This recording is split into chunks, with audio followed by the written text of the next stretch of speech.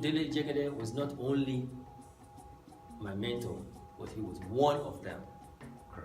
The one who actually put the fire under me was Kenny Adams. You know, staying with him was like torture because he will pressure you, right? But it was for good, because he was training me to be able to think, to be able to visualize and say, okay, the man fell down. So because he fell down, should I draw him falling down? Does that make sense as a visual? A man is carrying somebody heavy on a bicycle. How do you express the bicycle that the bicycle is in pain and pressure, under pressure? How do you draw the bicycle raggedy to show that the person on it is creating that inconvenience? That is visualization. So it started to trigger me to be able to think deeper and harder. When Obasanjo brought out the austerity measures, and then they downsized their vehicle to smaller Peugeot cars from Mercedes-Benz, Kenny Adams drew Obasanjo carrying a push cart, right? And then he wrote austerity measure there. That is imaginative, and also it's idiomatic, right? Okay. It's an expression. And it doesn't even need to put caption there. The cartoon speaks for itself. So that's how I started my journey. And then from 17-year-old till 10 years later, until 1989, I was working as a cartoonist for Punch and for Concord newspaper, working for IleOduduwa. What prompted me to leave the shores of Nigeria? Many things. I was now into music. By 1984-85, I released my first album through Decca Aphrodisia. I was not much experienced in music, but I had a lot of knowledge by going out to test myself at Kabambambu, Bobby Benson's hotel. So that's where I met my Jack Fashek, Amos McCroy, Black Rice, and Kimono, Ras Kimono. That's where we started, and we started to come at night. We have night gigs, and people will come.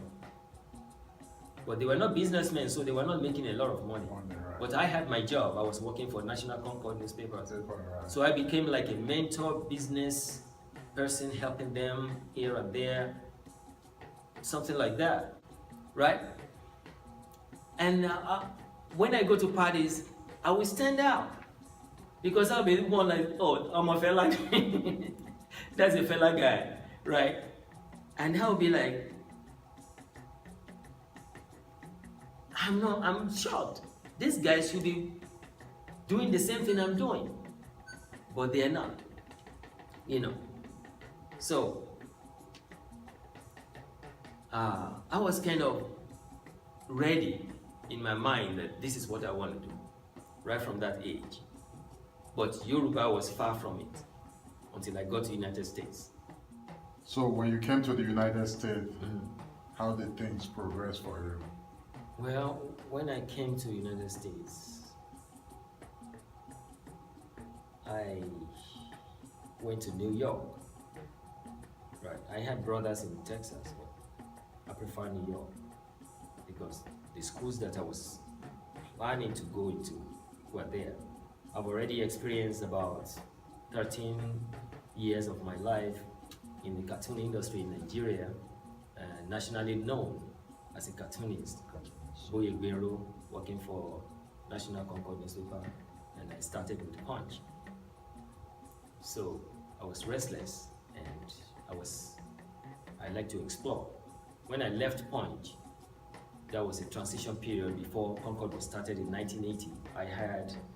I made comic books and sell it myself. I took it down to T-Mobile Square, gave it to the distributors, collect my money, got my money, and I experienced that from making the art, publishing, printing, going to the printers, and taking the artwork to the distributors. So that's also part of the training. So when I got to New York, I thought of what I should do. I already knew what I wanted to do, but I was thinking about my musical career as well. So I first enrolled in the art school, and also I enrolled in a program called Jazz Mobile in Harlem. Okay. And that's where I polished my ideas regarding how to play the saxophone, because I went to a complete saxophone class, all saxophones, no drums, nothing.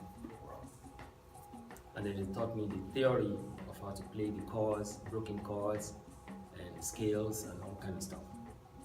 So I dropped all the ideas I learned from playing with Egypt 80 in Nigeria, because I played with Egypt 80 from 1996, I think, to 1986 to 1989. And I came to US in 1990. So when I started, I was thinking of how am I going to balance all this?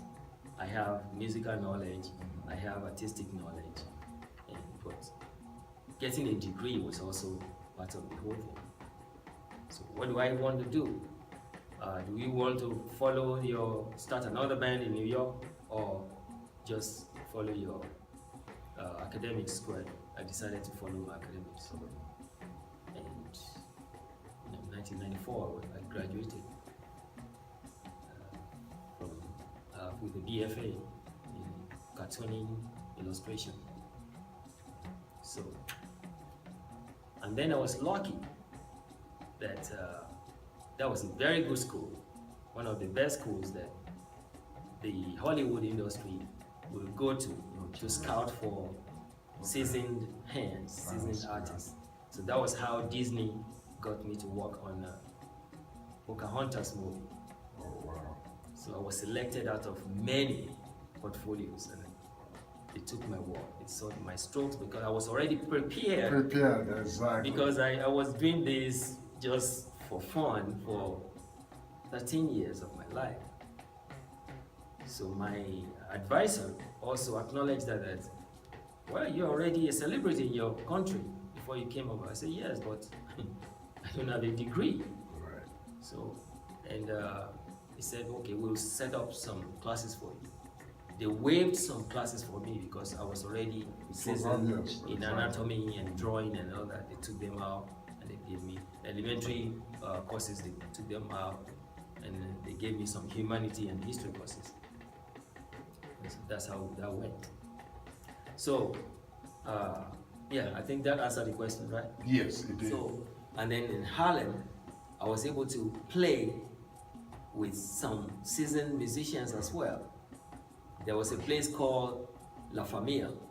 I think it's closed down now during Giuliani's period. And we used to go there Thursdays and then Tuesdays or Thursdays. We used to go there and then we meet all these professionals come and play and jam. And to your question, everything converged, and I went to Florida to work for Walt Disney. Yes. So I worked on 3 movies there, and now I moved from Florida to California to work on other movies, for Warner Brothers and DreamWorks.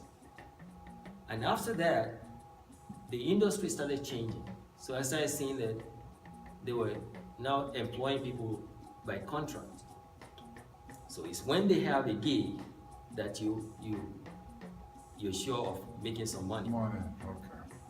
So, and my wife and kids were already here in Detroit, so I decided to actually join them here.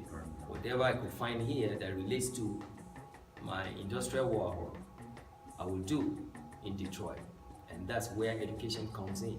So all this knowledge I acquired from Nigeria till I got my education and got to work for the industry.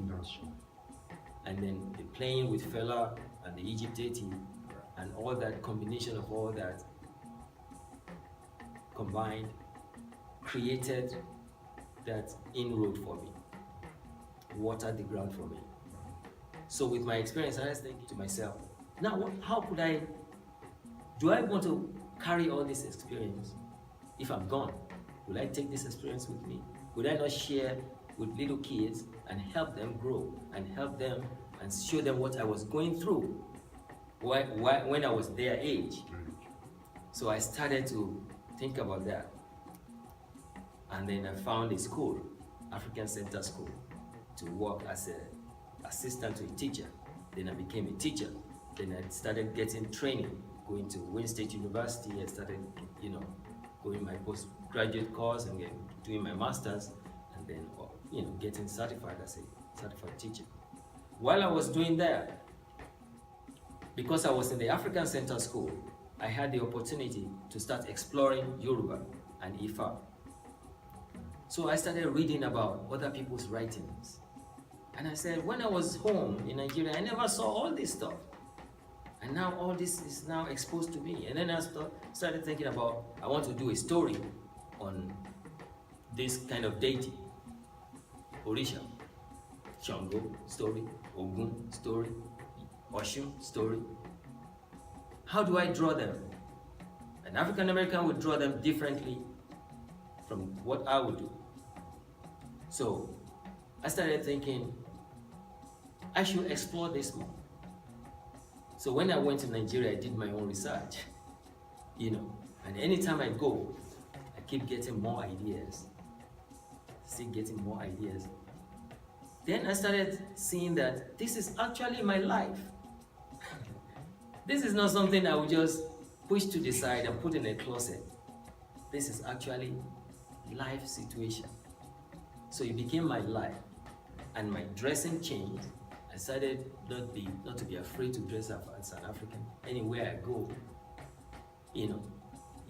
they have thousands of people in their hall, and they're all wearing suits and shirts, and I will wear my African outfit, and I'll be comfortable in it. They might be looking at me like, why is he dressed like that?